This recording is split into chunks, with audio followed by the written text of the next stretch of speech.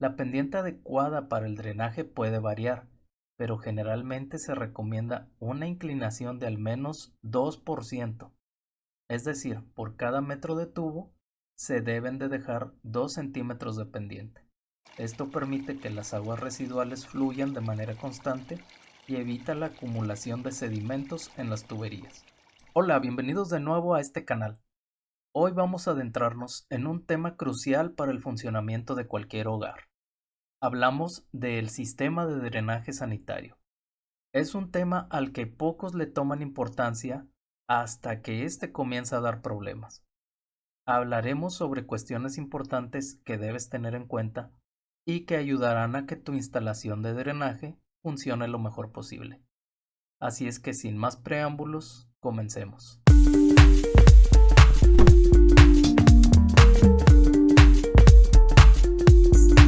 Si al reproducir el video te aparecen subtítulos, da clic a cualquiera de estos símbolos y ya no te aparecerán más. En primer lugar, ¿cómo ubico la toma de drenaje en mi terreno? Para saber en dónde se encuentra la toma de drenaje sanitario, vamos a pararnos en el área de la banqueta y vamos a buscar la tapa del registro de banqueta. Esta nos indicará el lado del terreno donde se ubica la toma municipal a la cual debemos conectarnos. Generalmente se ubica del mismo lado en donde se encuentra el medidor de agua. En caso de que no exista banqueta o haya tierra o escombro en esta área, tendrás que darte a la tarea de limpiar o excavar para que logres ubicarlo. Esto es muy importante, ya que si un lote no cuenta con toma de agua o de drenaje sanitario, tendrás que hacer algunos trámites engorrosos para que te la vayan a instalar, y suele resultar algo costoso. Esto también debes tomarlo en cuenta si vas a comprar un terreno y no cuenta con las tomas correspondientes, ya que después te tocará asumir estos costos.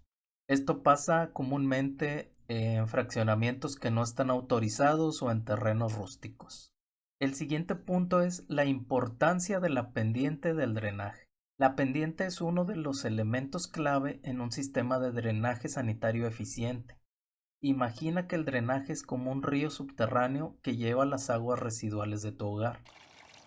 Sin una pendiente adecuada, este río podría quedarse estancado, lo que sería un desastre.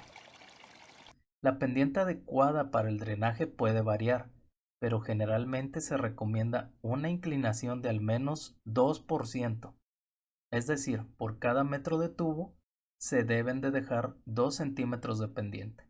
Esto permite que las aguas residuales fluyan de manera constante y evita la acumulación de sedimentos en las tuberías. El siguiente punto es, ¿por qué las vueltas o giros de las tuberías a 45 grados son cruciales? Una pregunta frecuente que nos hacen los suscriptores es, ¿por qué los cambios de dirección o las vueltas de la tubería se dibujan a 45 grados y no a 90 grados, que sería lo más fácil para muchas personas? Cuando las tuberías realizan vueltas a ángulos más cerrados, el agua puede encontrar resistencia y esto puede provocar obstrucciones y atascos.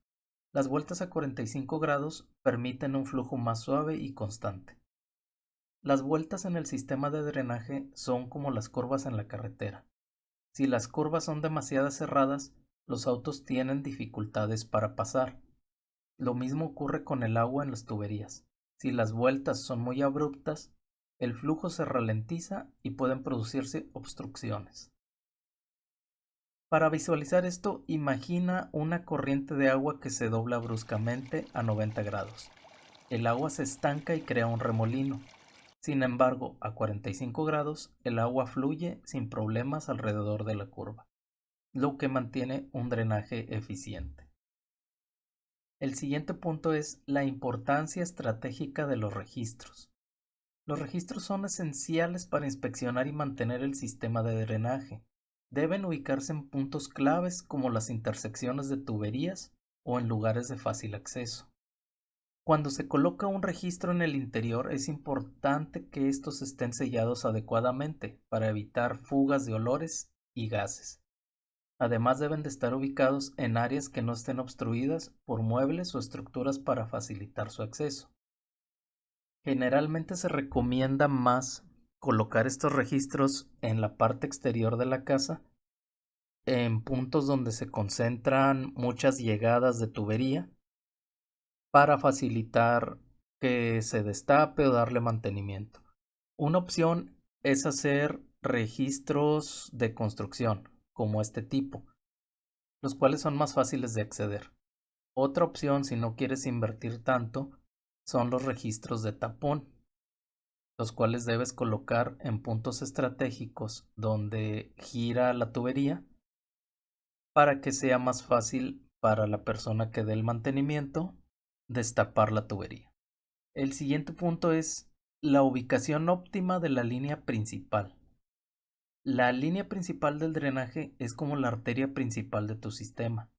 Esta debe estar ubicada en un lugar donde sea fácil de acceder para futuras reparaciones o mantenimiento.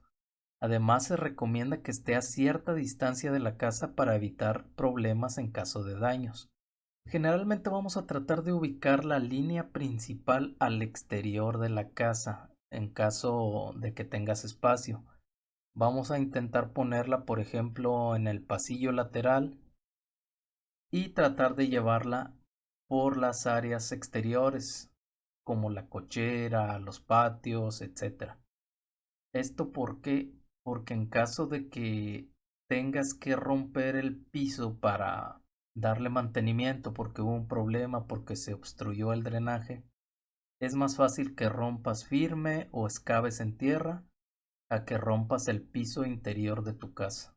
En caso de que no cuentes con un pasillo, intenta colocarla por una orilla en donde sea más fácil poner un parche de piso en el peor de los casos que tengas que romper para acceder a la tubería. El último punto es: ¿cuál es la solución para drenajes en terrenos con pendiente descendente? Muchas dudas que surgen al respecto es: ¿y si tengo un terreno que tiene pendiente hacia abajo? ¿Cómo voy a hacer para drenar los desechos de esa construcción? Bueno, cuando son terrenos que se ubican dentro de un fraccionamiento autorizado, en la parte inferior deben de contar con una toma de drenaje. Generalmente este tipo de terrenos colindan en la parte posterior con derechos de paso por donde salen las tuberías y se conectan al drenaje de la ciudad. Así es que si es un terreno en un fraccionamiento autorizado, no deberías de tener problemas y deberías preguntar al fraccionador o ver en los planos del terreno en dónde se ubica la toma de drenaje. En el caso de terrenos que son rústicos o que no se encuentran dentro de un fraccionamiento o que no tienen servicios, lo que vas a tener que hacer es hacer una fosa séptica para que ahí se depositen los residuos del drenaje sanitario. Muy bien amigos, esperemos que esta guía haya arrojado luz sobre los aspectos clave del drenaje sanitario en tu casa. Recuerda que un sistema de drenaje adecuadamente planificado es esencial para mantener tu hogar seguro y saludable. Si encontraste útil este video, no olvides darle me gusta y suscribirte para más consejos de construcción. Nos vemos en la próxima.